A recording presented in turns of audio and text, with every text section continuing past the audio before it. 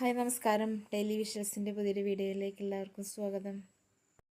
അപ്പോഴേ ഒരു അസലൊരു 4 മണി പലഹാരത്തിൻ്റെ റെസിപ്പി ആയിട്ടാണ് കേട്ടോ വന്നിട്ടുള്ളത്. അപ്പോൾ അതിന് ഒരുപാട് സാധനങ്ങളൊന്നും വേണ്ട, നമുക്ക് പെട്ടെന്ന് ഉണ്ടാക്കിയെടുക്കാനും പറ്റും. പിന്നെ കുട്ടികൾക്കായാലും വലിയവർക്കായാലും ഒക്കെ ഇഷ്ടപ്പെടുന്ന സംഭവമാണ് കേട്ടോ. അപ്പോൾ ഞങ്ങളുടെ നാട്ടിലൊക്കെ ഒരു കലത്തപ്പം ഉണ്ടാക്കാറുണ്ട് കേട്ടോ. അപ്പോൾ ഇത് കലത്തപ്പം എന്ന് പറയാൻ പറ്റില്ല, നമ്മൾ കുക്കറിലാണ് ഉണ്ടാക്കുന്നത്. അപ്പോൾ ഒരു കുക്കറപ്പം എന്ന് പറയാം കേട്ടോ. അപ്പോൾ ഇതാ കുറച്ച് പച്ചരി ഞാൻ കുതിർത്ത് വെച്ചിട്ടുണ്ടായിരുന്നു. അപ്പോൾ അതൊന്ന് മിക്സീൻ്റെ ജാറിലേക്ക് ചേർത്ത് കൊടുത്തു. പിന്നെ മധുരത്തിന് ആവശ്യമായത്ര ശർക്കര, അത് ഞാൻ ഒരു വലിയ കഷ്ണം ശർക്കരയാണ് ചേർത്തിട്ടുള്ളത്. അപ്പോൾ അരിയും ശർക്കരയൊക്കെ ഇത്തിരി വെള്ളമൊക്കെ ചേർത്തിട്ടാണ് ഞാൻ അരച്ചെടുത്തിട്ടുള്ളത് കേട്ടോ. അപ്പോൾ അങ്ങനെ നല്ല കട്ടിയായിട്ടല്ല ഇപ്പോൾ ഉള്ളത്. അപ്പോൾ അതിലേക്ക് നമ്മളിതാ 2 ടേബിൾ സ്പൂൺ അരിപ്പൊടി ചേർത്ത് കൊടുത്തിട്ടുണ്ട്. ഒരു 1.5 ടേബിൾ സ്പൂൺ മൈദയും കൂടി ചേർത്ത് കൊടുത്തിട്ടുണ്ട് കേട്ടോ.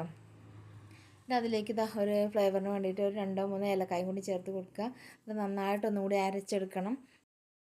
അപ്പോൾ നമ്മൾ മൈദയും അരിപ്പൊടിയൊക്കെ ചേർത്തത് അരച്ച് വരുമ്പോഴേക്കും നല്ല അത്യാവശ്യം നല്ലൊരു കട്ടിയിലായിരിക്കും കേട്ടോ. അങ്ങനെ വലിയ കട്ടിയായി കഴിഞ്ഞാൽ നമ്മുടെ അപ്പത്തിൻ്റെ ഉള്ളൊന്നും വേവില്ല. അപ്പോൾ ഈ ഒരു പരുവത്തിലാണ് കിട്ടിയിട്ടുള്ളത് കേട്ടോ.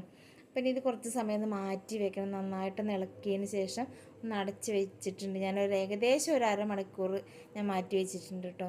പിന്നെ അതിലേക്ക് നമ്മൾ തേങ്ങാക്കൊത്ത് ചേർക്കുന്നുണ്ട്. അപ്പോൾ അതെന്താണെന്ന് വെച്ചാൽ നമ്മുടെ വെള്ളമൊക്കെ വറ്റിപ്പോയിട്ടുള്ളത് ഉണങ്ങിയ തേങ്ങയല്ലേ, നന്നായിട്ട് വിളഞ്ഞിട്ടുള്ള തേങ്ങയാണ് ഞാൻ എടുത്തിട്ടുള്ളത് കേട്ടോ.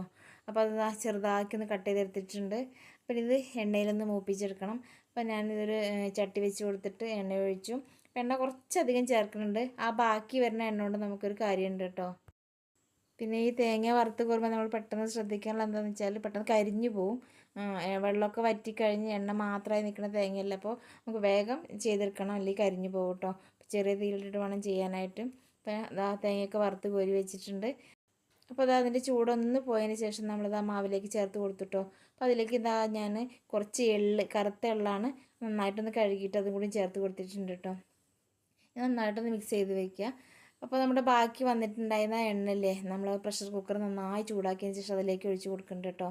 അപ്പോൾ നന്നായിട്ടൊന്ന് ചൂടാകണ വരെ നമ്മൾ നല്ല ഫ്ലെയിമിലിട്ടിട്ട് ചൂടാക്കണം.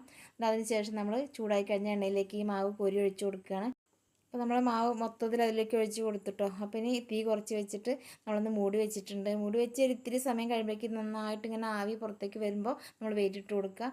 വെയിറ്റ് ഇട്ട് കൊടുത്തതിന് ശേഷം നമ്മൾ തീ ഓഫ് ചെയ്യണം. പിന്നെ അത് ചൂടാറുന്ന വരെ നമ്മളതങ്ങനെ വെച്ചതിന് ശേഷം തുറന്ന് നോക്കിയത് അതാണ് നമ്മൾ അടിപൊളി. ഇതിന് പ്രത്യേകിച്ച് ഒരു പേരൊന്നും പറയാൻ എനിക്കറിയില്ല, നടപ്പം റെഡി ആയിട്ടുണ്ടാവും കേട്ടോ.